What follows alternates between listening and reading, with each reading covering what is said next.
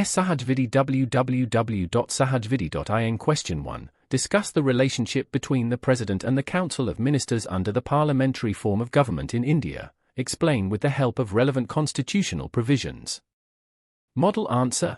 India operates under a parliamentary system of government, a Westminster model, where the President is the constitutional or nominal head, while the Council of Ministers, led by the Prime Minister, is the real executive authority. This relationship is meticulously defined by various constitutional provisions, ensuring a balance between the ceremonial role of the head of state and the effective functioning of the government, plus constitutional provisions and their implications. 1. Article 53, Executive Power of the Union. This article states that the executive power of the Union shall be vested in the President and shall be exercised by him either directly or through officers subordinate to him in accordance with the Constitution.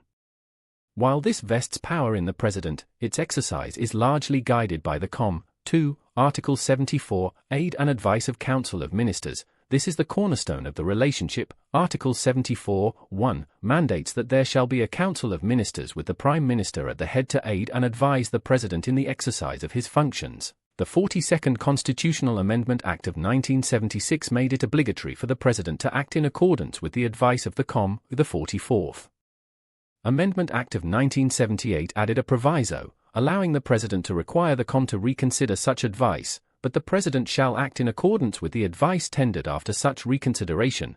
This clearly establishes the supremacy of the COM's advice. 3. Article 75 of the Appointment and Responsibility of Ministers. Article 75, 1. The Prime Minister shall be appointed by the President, and the other ministers shall be appointed by the President on the advice of the Prime Minister. This highlights the PM's pivotal role in forming the government. Article 75, 2. The ministers shall hold office during the pleasure of the President. However, this pleasure is not personal but exercised on the advice of the Prime Minister. A minister can be removed by the President only on the PM's recommendation. Article 75, 3. The Council of Ministers shall be collectively responsible to the House of the People. Lok Sabha. This is the essence of parliamentary democracy, meaning the entire COM stands or falls together with the confidence of the lower house.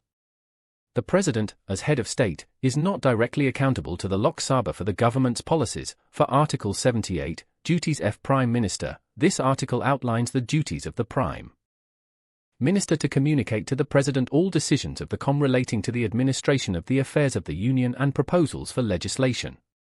The PM must also furnish such information relating to the administration of the affairs of the Union and proposals for legislation as the President call for.